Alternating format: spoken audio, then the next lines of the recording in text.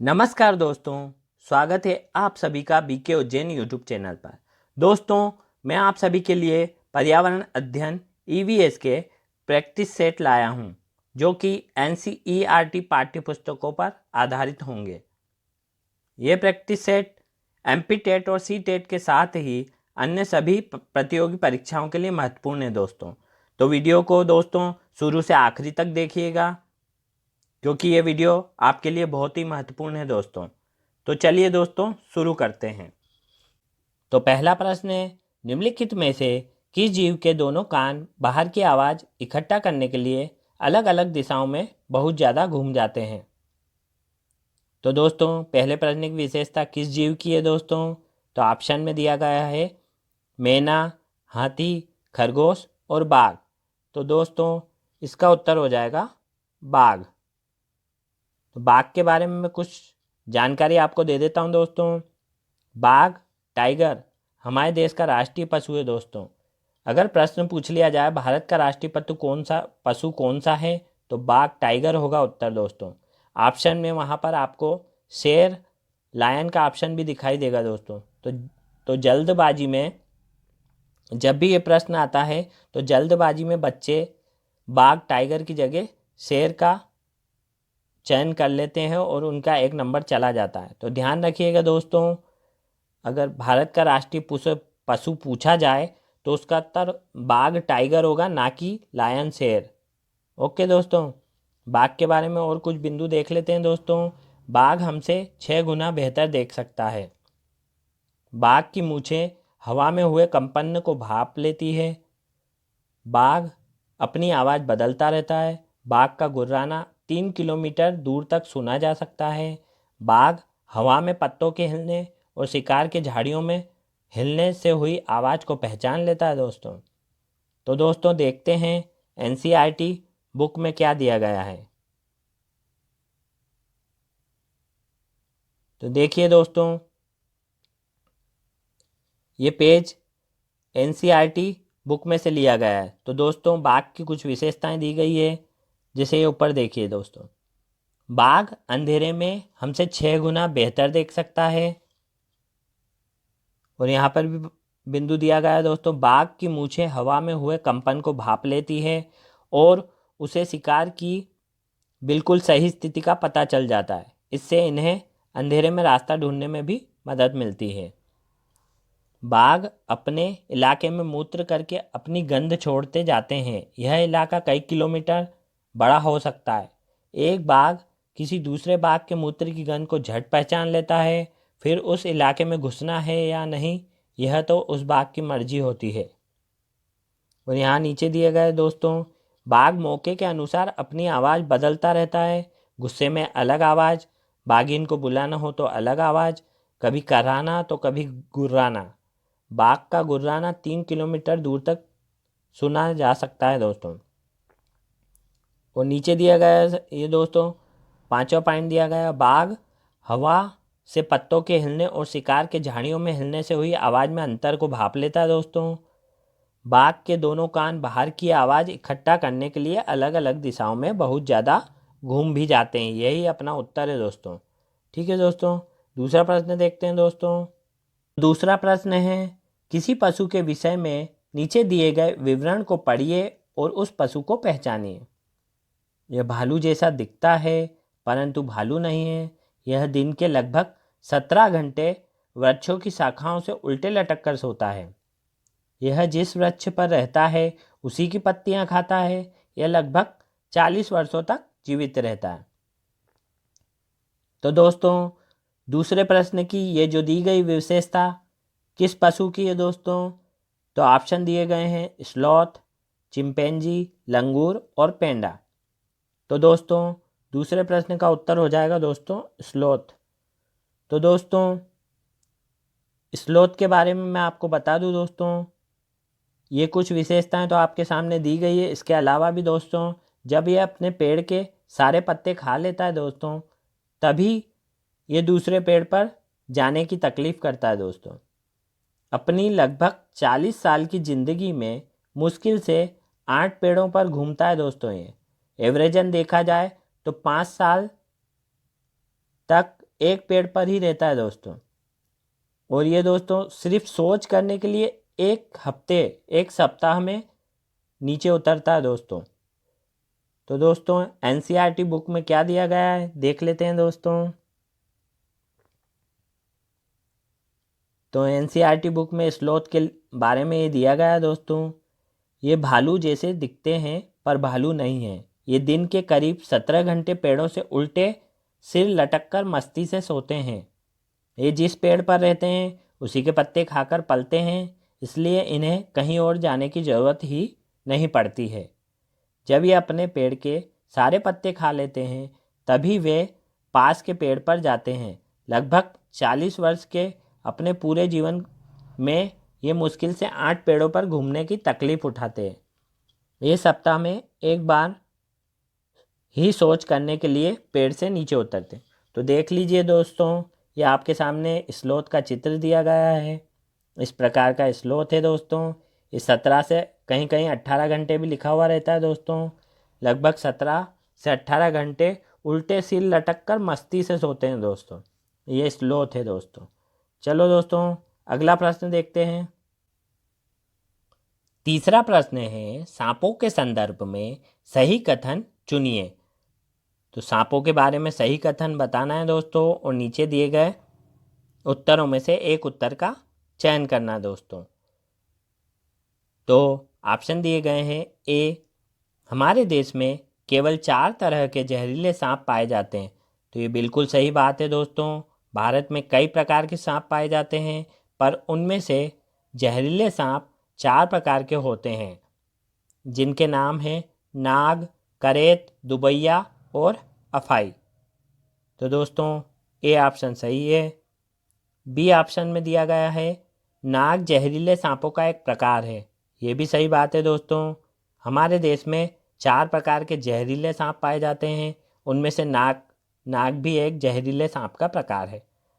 तो C option देखते हैं दोस्तों। जहरीले सांप के 4 खोखले दांत होते हैं। तो ये गलत है दोस्तों। जहरीले सांप के 2 खोखले दांत होते हैं दोस्तों।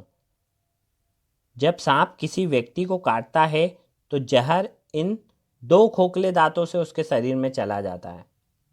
तो तीसरा सी ऑप्शन गलत है दोस्तों। और डी ऑप्शन देखते हैं। सांप के कांटे की दवाई सांप के जहर से ही बनाई जाती है। तो ये भी बिल्कुल सही है दोस्तों। सांप के कांटे की दवाई सांप के जहर से सीरम नाम की दवाई बनाई जाती है दोस्तों, जो कि सीरम नाम की दवाई सांप के जहर से ही बनाई जाती है दोस्तों। तो इसमें तीसरे प्रश्न में ए, बी और डी ऑप्शन सही है दोस्तों, सी ऑप्शन गलत है। तो उत्तर हो जाएगा दोस्तों तीसरे नंबर का। तीसरे नंबर में दिया गया है ए, बी और डी। तो तीसरे नंबर का उत्तर सही हो जाएगा दोस्तों। तो देखते हैं एनसीईआरटी में क्या दिया गया है। एनसीईआरटी बुक में दिया गया है दोस्तों, ये देख लीजिए आप। क्या तुम जानते हो हमारे देश में पाए जाने वाले सांपों में से केवल 4 तरह के सांप ही जहरीले होते हैं। यह है नाग, करेत, दुबैया और अफाई। सांप जब किसी को काटता है तो उसके 2 खोखले जहर वाले दांतों से उस व्यक्ति के शरीर में जहर चला जाता है। इस जहर से बचने का एक ही उपाय है कि जिस व्यक्ति को सांप ने काटा है उसे तुरंत जहर के असर को ख़त्म करने वाली दवाई सीरम दी जाए। यह सीरम सांप के जहर से ही बनाया जाता है और सभी सरकारी स्वास्थ्य केंद्रों में मिलता है। तो देख लीजिए दोस्तों, 4 सांप यहाँ पर दिखाए गए हैं। ये भारत देश के 4 जहरीले सांप है दोस्तों। ये नाग यहाँ पर दिया हुआ है, दुबैया, करेत और अफाई। अगला प्रश्न देखते हैं दोस्तों। चौथा प्रश्न है, पशुओं की त्वचा पर विविध पैटर्न। तो ऑप्शन दिए गए हैं। उनकी शारीरिक शक्ति को इंगित करते हैं। दूसरा, परावर्तित प्रकाश के कारण होता है। तीसरा, उनकी त्वचा पर बालों के कारण होता है। चौथा, उस जलवायु के कारण होता है जिसमें वे रहते हैं। तो दोस्तों इस प्रश्न में अधिकांश दोस्तों को कन्फ्यूजन होता है ऑप्शन तीसरा और चौथे में। तो दोस्तों उनकी त्वचा पर जो ये विविध प्रकार के आपने देखा होगा बाघ पर जो पट्टे बने होते हैं और अन्य पशुओं पर भी अलग अलग प्रकार की डिजाइन बनी हुई होती है दोस्तों, तो वो जलवायु के कारण नहीं होती है दोस्तों। जलवायु में तो पशु अपने आप को ढाल कर रखते हैं, पर जो उनकी त्वचा पर विभिन्न प्रकार की डिजाइन और पैटर्न बने होते हैं दोस्तों, वो उनके बालों के कारण होते हैं दोस्तों। तो इसका उत्तर हो जाएगा, चौथे प्रश्न का उत्तर हो जाएगा तीसरे नंबर का ऑप्शन, उनकी त्वचा पर बालों के कारण होते हैं। ठीक है दोस्तों। और यहाँ पर देखिए एनसीईआरटी की बुक से लिए गए पेज में देखिए आप दोस्तों, यहाँ पर लिखा हुआ है जानवरों की खाल पर डिजाइन उनके शरीर पर बाल होने के कारण होते हैं। तो दोस्तों फोटो भी दिए गए हैं, उनको पशुओं पर बालों की डिजाइन दी गई है, ऊपर क्या फोटो में देखिए, और नीचे उनको डिजाइन के बिना बताया गया है। क्या तुमने कभी ऐसे जानवर देखे हैं जिनके बाल हट गए या हटा दिए गए हों? सोचो, अगर उनकी खाल से बाल हटा दिए जाएं तो जानवर कैसा दिखाई देगा? न रहेगा रंग और न रहेगी डिजाइन।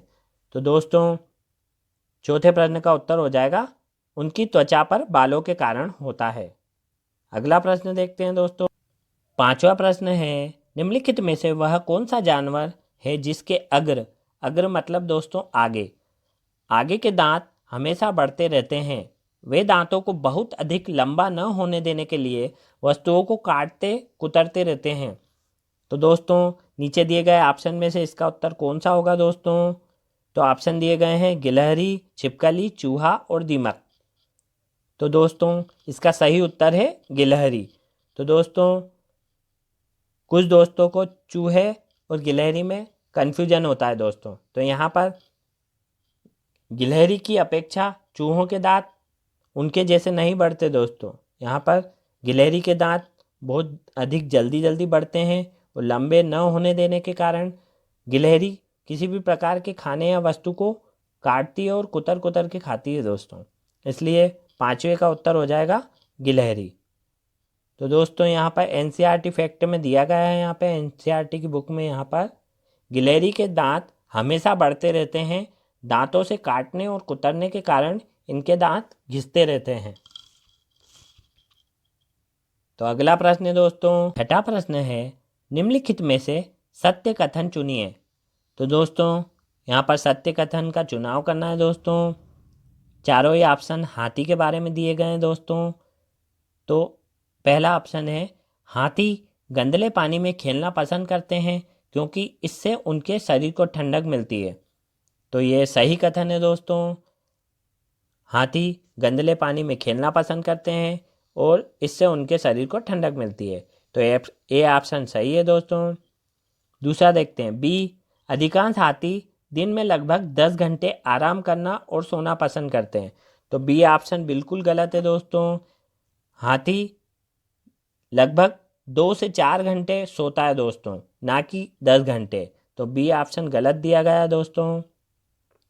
सी ऑप्शन दिया गया है, 3 महीने के हाथी के बच्चे का वजन लगभग 200 किलोग्राम होता है। तो ये सी ऑप्शन भी सही दिया गया है दोस्तों। हाथी के बच्चे का वजन लगभग 200 किलोग्राम ही होता है दोस्तों। चौथा दिया गया है, अधिकांश बड़े हाथी एक दिन में लगभग 100 किलोग्राम पत्ते झाड़ियाँ खा लेते हैं। तो ये भी बात बिल्कुल सही है दोस्तों। डी में दिए गए ऑप्शन में भी बात सही लिखी है दोस्तों। बड़े हाथी लगभग 100 किलोग्राम झाड़ी पत्ते खा लेते हैं दोस्तों। तो यहाँ पर दोस्तों बी ऑप्शन गलत है। तो यहाँ पर दोस्तों ए, सी, डी ऑप्शन सही है। तो नीचे देखते हैं दोस्तों अपन उत्तर क्या होना चाहिए। पहले विकल्प में दिया गया है ए, बी और डी। तो दोस्तों बी गलत होने के कारण ये नहीं होगा। दूसरे में भी बी दिया गया है दोस्तों, ये भी नहीं होगा। तीसरे में भी बी ऑप्शन दिया गया है, ये भी नहीं होगा। तो इसका उत्तर हो जाएगा चौथा ऑप्शन दोस्तों, केवल ए और डी। ए ऑप्शन भी सही है और डी ऑप्शन भी सही है दोस्तों। ऐसे तो सी ऑप्शन भी सही है दोस्तों, मगर नीचे विकल्पों में ऐसा कुछ सी के बारे में कुछ भी नहीं दिया गया है, इसलिए दोस्तों अपना उत्तर हो जाएगा चौथा, केवल ए और डी। तो इसका उत्तर हो जाएगा दोस्तों ए और डी। तो नीचे देखते हैं दोस्तों, एनसीईआरटी की बुक में क्या दिया गया है। ये देखिए दोस्तों, हाथियों दिए गए हैं। क्या तुम जानते हो एक बड़ा हाथी एक दिन में 100 किलोग्राम से ज़्यादा पत्ते और झाड़ियाँ खा लेता है। तो दोस्तों देख लीजिए, बड़ा हाथी 100 किलोग्राम से ज़्यादा पत्ते और झाड़ियाँ खा लेता है और बहुत कम आराम करता है। एक दिन में केवल 2 से 4 घंटे ही सोता है। और दोस्तों बी ऑप्शन में दिया गया था, यहाँ पर बी ऑप्शन में दिया गया था दोस्तों कि 10 घंटे सोता है, इसलिए बी ऑप्शन गलत था दोस्तों। हाथी को पानी और कीचड़ से खेलना बहुत भाता है, इससे उसके शरीर को ठंडक मिलती है। वैसे उसके कान भी पंखे की तरह होते हैं। गर्मी लगने पर हाथी अपने कान हिलाकर हवा करता है।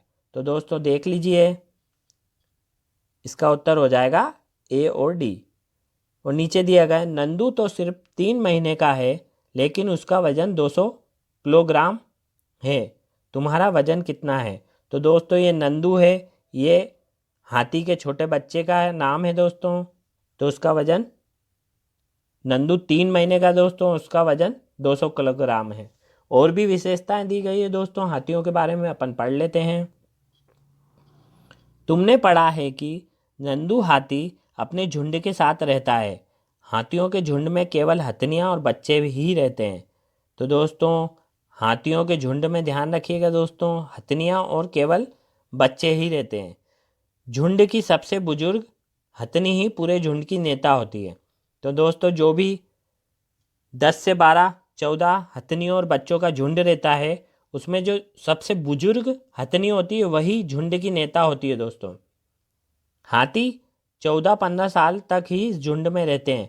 जो हाथी के बच्चे हैं दोस्तों, वो झुंड में सिर्फ 14-15 साल तक ही रहते हैं। वो बड़े हो जाते हैं तो वो झुंड छोड़ देते हैं और अकेले रहते हैं।